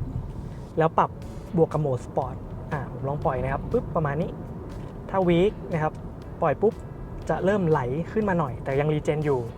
นี่ครับมันยังขึ้นสีส้มอยู่นะแต่ถ้าผมลองปิดเลยนะครับ close ผมปล่อยคันเร่งครับ3 2 1นี่ไม่มีสีอะไรเลยครับเรารถก็ไหลไปเรื่อยๆครับนี่ครับชัดเจนเลยรถค่อยๆไหลไปก็ประมาณนี้ครับสูงสุดคือแค่มีเดียมเท่านั้นทีนี้คำถามคือนะครับในบัวชัวของ Ion UT มันมีเขียนว่า iPaddle มาแต่ทีนี้ในเซตติ้งต่างๆมันไม่ได้มีให้เปิดนะครับว่าเราต้องการใช้ iPaddle หรือว่าที่เรารู้จักกันใน One Paddle คือการใช้คันเร่งอย่างเดียวในการขับขี่ตัวรถยกจากคันเร่งปุ๊บรถสามารถหยุดจนหยุดนิ่งได้ทำให้เรานะครับต้องไปเปิดโหมดที่เรียกว่า Super Power Saving หรือว่า Power Save นะครับผมมองว่ามันน่าจะเป็นตัว iPaddle แล้วแหละที่แบบว่าเราปล่อยเท้าปุ๊บมันก็พยายามจะหยุดตัวรถให้ได้มากที่สุดเดี๋ยวถ้าไปถึงเส้นในเมืองเดี๋ยวผมจะทดลองให้ทุกคนได้ชมกันอีกทีนึงนะครับแต่ก่อนจะไปถึงในเมืองครับผมอยากจะพูดถึงเรื่องของการใช้งานหรือความสะดวกสบายบนรถเพิ่มเติมอีกสักนิดนึงครับคันนี้ครับมี wireless charger มาให้ตรงนี้ถูกไหมครับก็สามารถชาร์จได้ไฟเข้าถือว่าโอเคครับไม่ได้ช้าจนเกินไปและที่ผมมองว่ามันโอเคก็คือตัว position ของช่องแอร์ครับมันสามารถบิดมาเป่าตัวมือถือได้ครับมันช่วยคูลิ่งได้ค่อนข้างดีและอย่างที่บอกไปว่าแอร์ของ Ion UT ค่อนข้างเย็นเลยนะครับตอบโจทย์ไวมากๆตอนนี้เปิดแค่1เองแล้วก็อุณหภูมิที่ต่ำสุดครับตอนนี้ก็ถือว่าไม่ได้ร้อนขนาดนั้นแต่วันนี้ก็ไม่ได้มีแดดอะไรครับแล้วก็ถัดมาข้างๆครับจะเป็นช่องเก็บแก้วนะครับซึ่งขอแก้วหน่อยครับผมนะครับเดินทางจากกรุงเทพมาเชียงใหม่เนาะผมใช้แก้วนี้ครับไซส์ใหญ่เลยขนาด40ออนนะครับไซส์ใหญ่สุดละนี่ครับผมใส่ให้ดูนะมันใส่เข้าไปได้ครับแต่ว่ามันไม่ฟิตครับมันไม่ได้เข้าไปแบบพอดีนะครับมันทำให้สั่นนิดนึงทำให้เวลาขับบางทีใช้โหมดสปอร์ตครับนี่ครับแก้วมันโยกไปโยกมาอันนี้ใครที่สายพกแก้วแบบผมนะครับอาจจะต้องพิจารณาตรงนี้สักนิดนึงแล้วก็ด้านข้างถึงแม้ว่าจะมีที่วางแก้วมาให้นะครับแต่มันไม่ค่อยตอบโจทย์แม้จะเป็นแก้วคาเฟ่แก้วกาแฟก็ไม่เหมาะกับจะวางข้างตัวรถเท่าไหร่ครับอาจจะหกได้เพราะฉะนั้นแก้วที่ใช้งานได้จริงก็จะมีเพียงแค่4ตำแหน่งครับด้านหน้า2ช่องแล้วก็ด้านหลังที่วางแขนตรงกลางนั่นเองครับแล้วก็เรื่องของการเก็บของโอเคเลยครับอย่างที่บอกมันมีคอมพาร์ตเมนต์ตรงนี้ให้เก็บของครับตอนนั้นผมก็เก็บพวกแว่นตากระเป๋าตังค์เวลาจะไปทางด่วนก็ใส่ตัวนี้ไวๆแล้วก็ปิดครับแล้วก็ปิดได้เลยตัวนี้ก็โอเคครับถือว่าตอบโจทย์อยู่นะไม่เคยเห็นแบรนด์ไหนทำช่องแบบนี้ใหญ่ๆมาตรงนี้ครับด้านล่างนี้ก็พอวางของได้จุกจิกนะครับแล้วก็ตรงข้างบานประตูเองก็มีช่องให้เอาวางกุญแจได้ครับหรือเรารีบๆก็สามารถวางมือถือได้ถ้าเราไม่ต้องการวางที่ wireless charger นะครับเดี๋ยวผมทำให้ดูปุ๊บก็เสียบไว้เลยนี่ครับล็อกพอดีนะครับเห็นปะโหก็คือช่องจุกจิกเยอะครับ26จุดทั่วคันก็ประมาณนี้ครับส่วนพูดถึงเรื่องลำโพงครับระหว่างขับขี่ไปด้วยอย่างที่บอกครับเก็บเสียงใช้ได้ครับอาจจะไม่ได้ดีขนาดนั้นทีนี้ลำโพง6ตัวถามว่าเสียงเป็นยังไงบ้างจากที่ทดสอบมาที่ผมบอกครับมันไม่ได้แย่เลยนะ สามารถปรับตั้งค่าตัวเมกะเบสได้หรือใครอยากได้เสียงร้องที่ป๊อปมาก็ตั้งค่าไอตัว voice booster ได้นะครับ แล้วทีนี้ถ้าตอนนั้นผมขับคนเดียวเนาะขากลับมาผมก็ไปนี่ครับปรับตั้งค่า position ให้มันมาโฟกัสที่ผู้ขับขี่ครับผมรู้สึกว่ามิติเสียงมันดีขึ้นมันเหมือนว่ามันปิดด้านหลังนะครับแล้วก็ bias มาหรือว่าค่อนข้างค่อนเสียงนะครับมาฝั่งด้านหน้าทำไงก็ได้ให้มิติเสียงหรือว่า sound stage มันกรองมาให้เราดีที่สุดถึงด้านหน้านี้ก็ดีนะครับทำให้เราไม่ต้องแบบมาลากเองก็เลือกตามตำแหน่งได้เลยนี่ก็เรียกได้ว่าอยู่ในเกณฑ์ใช้ได้ครับส่วนอีกหนึ่งเรื่องสุดท้ายครับที่อยากจะพูดถึงก็คือจอหลังพวงมาลัยเราสามารถตั้งค่าต่างๆได้ซึ่งตอนนี้ครับเราจะเห็นเป็นเหมือนกับภาพจำลองนะครับทั้งเส้นถนนรถรอบข้างตัวเราแล้วก็จะบอกค่าสถานะพวกนี่ครับระบบช่วยเหลือการขับขี่อันนี้ก็ดีครับ Cruise assist หรือถ้าเราอยากจะเปลี่ยนนะครับเพียงแค่กดช็อตคัทนี่ครับเปลี่ยนเป็นแมปตรงนี้ได้กดอีกทีนึงจะเป็นเรื่องของ infotainment ครับความบันเทิงต่างๆเลือกเพลงได้กดอีกอันนึงจะเป็นในเรื่องของสถานะตัวรถครับจะบอกเรื่องของค่าลมยางเป็นเปอร์เซ็นต์นะครับอัตราการขับขี่มาแล้วหลังจากสตาร์ทรถอัตราสิ้นเปลืองหรือว่าบริโภคการกินไฟดูตรงนี้ได้ขับมาแล้วกี่นานเท่าไหร่แล้วก็รวมถึงนะครับระยะที่ขับขี่มาทั้งหมดของตัวรถนี้นั่นเองครับเดี๋ยวต่อไปเรากำลังจะเข้าสู่คูเมืองจังหวัดเชียงใหม่แล้วนะครับมาดูกันว่าการซับของรถ ION UT จะทำได้ดีแค่ไหนครับที่ให้ความนุ่มนวลขนาดนี้เจอหลุมบ่อหรือว่าถนนที่ก่อสร้างของคูเมืองนะครับจะเป็นยังไงซึ่งตอนนี้ผมจะปรับไปที่ Power Save Mode ครับซึ่งโหมดนี้จะเป็นการรีเจนสูงสุดหรือว่าอย่างที่บอกครับ AKA iPaddle พอนี้ครับปล่อยคันเร่งปุ๊บเรียกได้ว่าหนืดหน่วงที่สุดเลยครับแทบจะเหมือนพยายามจะเบรกเลยไปดูกันครับกำลังเข้าเลยครับปึ๊บแล้วก็น้ำหนักพวงมาลัยตอนนี้ปรับอยู่ที่สปอร์ตนะครับมาครับเริ่มเลยครับลองดูนะครับอาการเดี๋ยวผมจะขึ้นท่อให้ดูด้วยนะครับโอ้มาครับท่อครับยับเลย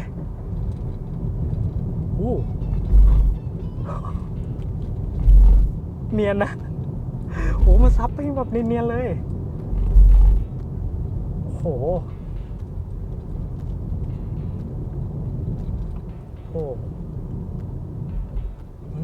นุ่มนวลมากครับซับดีจริงๆครับเดี๋ยวผมจะลองนั่งหลังแล้วก็ให้ทีมงานขับด้วยว่าถนนแบบนี้ถ้านั่งหลังที่เป็น torsion beam มันจะรอดไหมครับจะเด้งแค่ไหนนะแต่ว่า position การขับขี่นี่ถือว่าโหซับเนียนเลยนะนี่ลงท่อด้วยนะเมื่อกี้ลงท่อด้วยนะครับมันลงไปปุ๊บเนี่ยครับปึ๊บมันหยุดเลยมันหยุดว่าค่อนข้างไวเลยครับมันไม่ได้เด้งต่อขนาดนั้นครับแล้วก็เรารู้สึกว่ารอยต่ออะไรต่างๆมันเก็บได้โอ้โหอันนี้ประทับใจเลยนะไม่คิดว่าเซกเมนต์นี้เขาจะสามารถจูนช่วงล่างมาให้นุ่มได้ขนาดนี้เพราะฉะนั้นนะครับถนนคูเมือง approve เลยครับ approve ว่ามันซับดีจริงๆโอ้โหแล้วก็สุดท้ายที่อยากจะลองให้ทุกคนดูกันนะครับก็คือโหมด Super Power Save Mode ว่าถ้าใช้แล้วจะเป็นยังไงนะครับปุ๊บพอเปิดใช่ไหมครับมันจะแจ้งเตือนขึ้นมาเลยว่า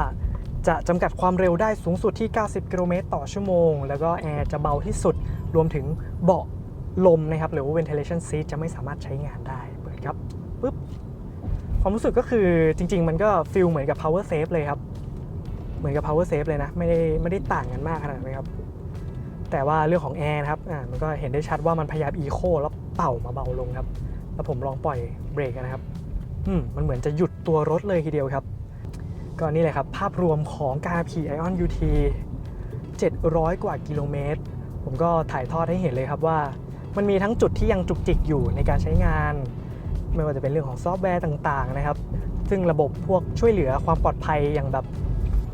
การเปลี่ยนเลนเชนจ์ครับที่มันจะคอยดึงกลับเนี่ยต้องคอยมาตั้งค่าตลอดครับน่าจะเป็นเรื่องของความปลอดภัยนโยบายความปลอดภัยของต่างประเทศด้วยนะครับว่าระบบเหล่านี้การกลับมาทุกครั้งจำเป็นจะต้องกลับมาเปิดนี่ก็เข้าใจได้แต่ว่าการจดจำการเซตติ้งเรื่องของ drive mode นะครับก็จดจำนะมันจดจำว่าอย่างผมปรับสปอร์ตทิ้งไว้ออกไปซื้อกาแฟกลับมามันก็ยังอยู่ในโหมดนั้นนะครับแต่ว่าเราก็ต้องคอยปิดพวกระบบช่วยเหลือนิดนึงครับซึ่งก็เข้าใจได้ครับในรุ่นไฟฟ้า ทุกวันนี้โอ้โหดูซับท่อครับภาพรวมแล้วครับช่วงล่างแบบนี้เหมาะกับขับถนนประเทศไทยครับแต่ว่าไม่เหมาะกับนำไปขับซิ่งหรือว่าใช้ความเร็วนั่นเองครับต่อไปเดี๋ยวผมไปทดสอบนั่งด้านหลังสำหรับ ION UT กันครับว่าช่วงล่าง Torsion Beam จะให้อาการเป็นยังไงครับ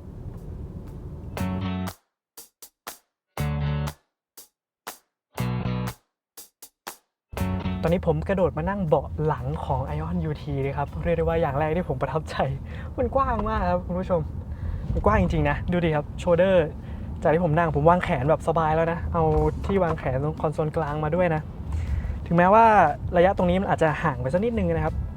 แต่ว่าสบายมากโชเดอร์ยังเหลือคืบหนึ่งนะครับ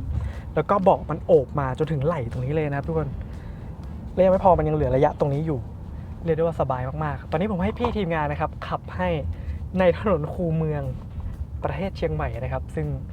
หลุมบ่อท่อเยอะมากๆเดี๋ยวมาดูกันว่าช่วงล่าง Torsion Beam ที่คันนี้ได้ความนุ่มนวลมามันจะซับเป็นยังไงมันจะเด้งแค่ไหนครับเดี๋ยวฝากพี่เอ็มซัดให้หน่อยนะครับถ้าเจอหลุมบ่อก็เล็งๆมาเลยครับนี่ครับโอ้อันนี้ท่อนะครับโอ้นุ่มนวลเลยนะครับทุกคนข้างหลังรู้สึกว่ามันไม่ได้เด้งอะไรขนาดนั้นเลยครับซึ่งตอนนี้เราไม่ได้ใช้ความเร็วสูงนะครับมันเลยอาจจะไม่ได้มีอาการเด้งอะไรขนาดนั้นนะครับมาดูกันว่า ION UT จะรับมือกับถนนแถวท่าแพได้ยังไงบ้างครับตอนนี้นี่ครับนี่เริ่มเจออาการถนนแล้วครับถือว่าให้ความนุ่มนวลนะครับผมยังไม่ได้รู้สึกว่าแบบนั่งอยู่แล้วแบบเรารู้สึกแบบเฮ้ยถนนมันขรุขระเนาะหรืออะไรอย่างเงี้ยคือถ้าไม่ได้ตั้งใจนี่ได้ยินเสียงท่อไหมครับ โอ้มันเนียนมากนะถือว่าเนียนเลยครับเนียนเลยด้านหลังแม้ว่าจะเป็น Torsion Beam นะครับอันนี้ถือว่าประทับใจนะครับทั้งหน้าทั้งหลังแต่อาการเด้งจริงๆผมว่าหรือว่าอาการที่รถสายแล้วย้วยมากๆมันจะเป็นช่วงของการใช้ย่านความเร็วสูงซะมากกว่านะครับถ้าขับในเมืองอยู่แบบนี้ถนนขรุขระเนี่ยผมมองว่าทั้งหน้าทั้งหลังมันให้ความคอมฟอร์ตได้ค่อนข้างดีเลยครับสำหรับ ION UT โอ้นี่ครับทุกคน จังหวะเมื่อกี้เจอเนินที่ตัวรถมันพยายามเด้งขึ้นเลยนะครับแต่มัน1มันซับนุ่มนวลครับ2มันเด้งปุ๊บมันเก็บอาการค่อนข้างไวเลยภาพรวมผมถือว่าประทับใจนะครับสำหรับช่วงล่างของ ION UT ครับก็ลองขับในคูเมืองไปแล้วนะครับต่อไปมาลองขับบนไฮเวย์ถนนเชียงใหม่กันว่าใช้ย่านความเร็วเจอพื้นถนนการเก็บอาการของ Torsion Beam ของ ION UT เป็นยังไงนะครับเดี๋ยวมารอดูกันว่าอาการเด้งหรือว่าการรีบาวมันจะเป็นยังไงแต่ว่าการขับข้างหน้าที่บอกไปครับมันเก็บตัวไวครับแต่ว่าก่อนที่ผมจะอธิบายนะครับขอบอกสักนิดนึงว่า ION UT เป็น1คันที่ถ้าคุณขับแล้วควรจะเรียนรู้เรื่องของระยะการเร่งแล้วก็เรื่องของเบรกให้ดีครับพวงมาลัยก็ด้วย3อย่างนี้สำคัญมากในการที่เราจะขับให้ตัวรถมันสมูทผมใช้คำนี้นะครับว่าคันนี้ค่อนข้างยากสักนิดนึงในการทำให้มันสมูทเพราะฉะนั้นนั่งหลังครับเมื่อกี้ผมนั่งไปแค่ในคูเมืองนะไม่ได้ใช้ความเร็วอะไรมากผมก็รู้สึกเวียนหัวเริ่มมีอาการเมารถเล็กน้อยแล้วนะครับทั้งที่ก็มองกล้องเกือบจะตรงกับตัวกระจกมองหน้าตัวรถนะครับเพราะฉะนั้นก็อาจจะต้องทำให้คุ้นชินกับการขับขี่ของคันนี้สักนิดนึงถ้าหากว่าเราอยากจะขับให้มันนุ่มนวลนะครับโอเคมาดูกันครับสำหรับการซับถนนตรงนี้นะครับจะมีหลุมค่อนข้างชัดเจนครับใช้ความเร็วนะครับไม่เกิน100กิโลเมตรต่อชั่วโมงครับ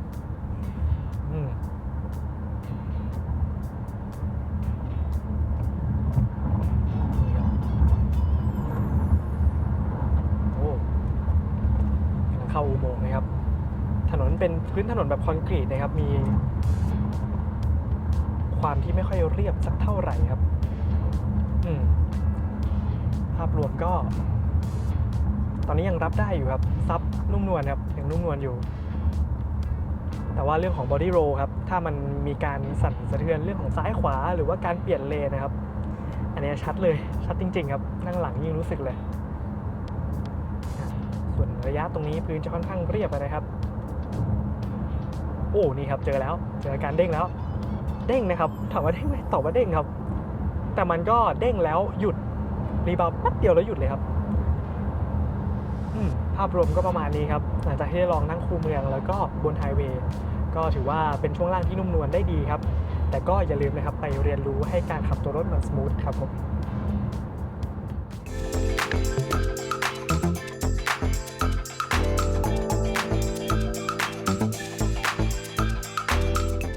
สรุปเลยนะครับหลังจากที่ทดสอบจากกรุงเทพถึงเชียงใหม่700กิโลเมตรขอเริ่มจากข้อดีของคันนี้ก่อนสรุปให้ฟังเลยอย่างแรกก็คงหนีไม่พ้นในเรื่องของช่วงล่างครับถึงแม้ว่าด้านหลังจะเป็น torsion beam แต่ว่าการปรับเซตช่วงล่างของ Ion ผมต้องยอมรับเลยว่าให้ความนุ่มนวลค่อนข้างดีมากๆใครที่ชอบช่วงล่างที่มีความนุ่มนวลซับบนถนนประเทศไทยนะครับที่มีความขรุขระหรือว่าหลุมต่างๆได้ค่อนข้างเนียนแล้วก็ดีเลยครับถึงแม้ว่าจะเด้งหรือว่าย้วยเล็กน้อยครับแต่ก็เก็บตัวได้ไวถือว่ารับได้ครับแต่ก็อาจจะไม่เหมาะกับสายซิ่งสักเท่าไหร่ครับและเรื่องของหน้าตาดีไซน์ที่ดูสวยงามน่ารักครับแล้วก็ห้องโดยสารที่กว้างขวางผมเชื่อว่าหลายๆคนคงจะชอบเรื่องนี้ไม่น้อยเลยครับเพราะว่าเราก็ใช้ชีวิตอยู่ในรถใช่ไหมครับรวมถึงอาจจะต้องใช้งานกับครอบครัวการรับเพื่อนหรือการนำไปใช้แอคทิวิตี้ต่างๆความที่อานิสงส์ของความกว้างห้องโดยสารสามารถทำกิจกรรมได้หลากหลายการรอชาร์จก็ทำได้สะดวกสบายครับแล้วเบาะนั่งก็ไม่เมื่อยเลยในการเดินทางไกลและที่สำคัญคันนี้นะครับตอบโจทย์เรื่องของแอร์ที่เย็นมากๆครับตอนที่ผมไปออกกำลังกายมาขึ้นมาบนรถครับปรับประมาณ6ความแรงของพัดลมครับแป๊บๆก็เย็นแล้วครับก็เรียกได้ว่าตัวแอร์นี้เอาบ้านเอาเราอยู่เลยถึงแม้ว่าจะเป็นหลังคาแบบซันรูฟชิ้นใหญ่ก็ตามแต่ก็มีม่านไฟฟ้ามาให้ได้ใช้งานครับแล้วก็เรื่องของอัตราเร่งของตัว500พรีเมียมทันใจนะครับไม่ว่าจะเป็นย่านความเร็วที่มากกว่า80จะเร่งแซงก็น่าเชิดครับพุ่งทันใจเลยเรียกได้ว่าอัตราเร่งถือว่าทำได้ดีเลยทีเดียวครับและอีกหนึ่งสิ่งที่สำคัญมากๆก็คือระบบขับขี่อัจฉริยะหรือว่าที่เขาให้มาเลเวล2นะครับบอกเลยว่าหลังจากที่ทดสอบจากกรุงเทพถึงเชียงใหม่ผมใช้งานในสภาพต่างๆไม่ว่าจะเป็นฝนตกช่วงกลางคืนช่วงเลนที่หายไปถนนในสถานการณ์ต่างๆรวมถึงทางด่วนกรุงเทพด้วยนะครับต้องบอกเลยว่าระบบขับขี่อัจฉริยะของ Ion UT คันนี้ใช้งานได้จริงครับและผมก็ใช้งานมันบ่อยด้วยครับและรวมถึงอัตราสิ้นเปลืองไฟฟ้าของคันนี้ถือว่าทำได้ค่อนข้างน่าประทับใจเลยนะครับถึงแม้ว่ามีบางช่วงที่ก็ไม่ได้เลี้ยงความเร็วนะครับใช้งานปกติเลยก็ค่าเฉลี่ยจะอยู่ประมาณ15-16นะครับแต่ว่าถ้าขับในเมืองหรือว่าอัตราที่ดีที่สุดที่เคยเห็นตัวเลข14 flat มีให้เห็นด้วยนะครับสำหรับคันนี้ถือว่าทำได้ดีเลยทีเดียวครับส่วนเรื่องของจุดที่ผมมองว่ายังเป็นจุดที่ต้องพิจารณาอยู่ก็มีหลากหลายครับขอเริ่มจากเรื่องของซอฟต์แวร์ก่อนนะครับคันนี้มัน UX UI ยังดูเหมือนแบบทำไม่เสร็จนะครับการจัดวางหน้าต่างคำสั่งต่างๆก็ยังดูใช้งานได้ยากการที่เราจะ access ไปดูแค่เรื่องของเปอร์เซ็นต์แบตเตอรี่ของคันนี้ก็ยังทำได้ยากครับรวมถึงหน้าจอหลังพวงมาลัยก็ยังไม่โชว์เรื่องของเปอร์เซ็นต์แบตเตอรี่ทำให้เราต้องงมครับกดเข้าไปและการสั่งการต่างๆก็ยังคงต้องผ่านหน้าจอครับในการปรับพวกช็อตคัทต่างๆการลากต่างๆผมมองว่าตัวนี้ยังเป็นจุดด้อยของคันนี้อยู่ถึงแม้ว่าซอฟต์แวร์ก็จะได้เป็นตัวใหม่กว่าชาวบ้านมาแล้วก็ตามครับแล้วก็เรื่องของนะครับการขับขี่ที่อาจจะเป็นเรื่องของเบรกครับที่มีความแบบเซนซิทีฟจนเกินไปในการขับขี่ย่านความเร็วต่ำกดเบรกนิดเดียวก็น่าทิ่มแล้วนะครับรวมถึงน้ำหนักพวงมาลัยที่ได้บอกไปว่าค่อนข้างเบาเลยแม้ว่าจะปรับโหมดสปอร์ตก็ช่วยได้ประมาณหนึ่งเท่านั้นครับแล้วก็เรื่องของเสียงสังเคราะห์นะครับระหว่างถอยถือว่าเสียงยังค่อนข้างแปลกๆอยู่นะครับมันเหมือนกับมอเตอร์พังหรือเหมือนกับเสียงของป่าครับรู้สึกแปลกๆอยู่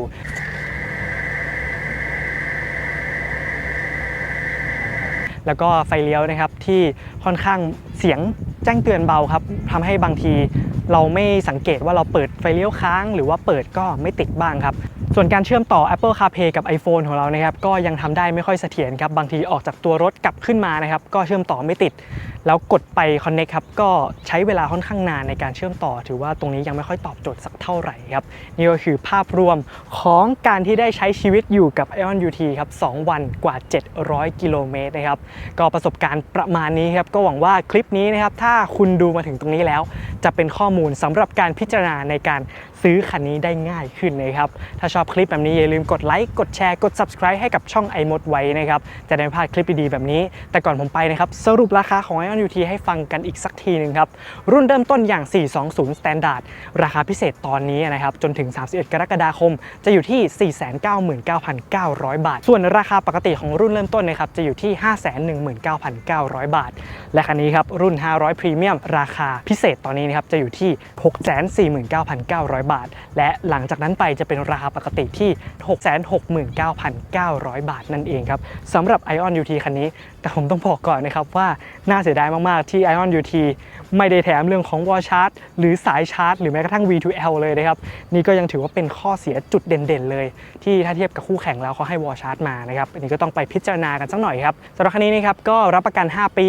ระยะการวิ่งที่ 180,000 กิโลเมตรนะครับหรือว่าอย่างใดอย่างหนึ่งถึงก่อนนะครับก็ลองพิจารณาดูครับหากคุณกำลังมองหารถ Hatchback B segment ไฟฟ้าสักคันน่าจะเป็น1คันที่ตอบโจทย์หลายๆคนครับรวมถึงแน่นอนเลยว่าตอบโจทย์ถนนบ้านเราอย่างมากครับสำหรับช่วงล่างแบบนี้ครับวันนี้ผมต้องขอตัวลาไปก่อนขอบคุณและสวัสดีครับ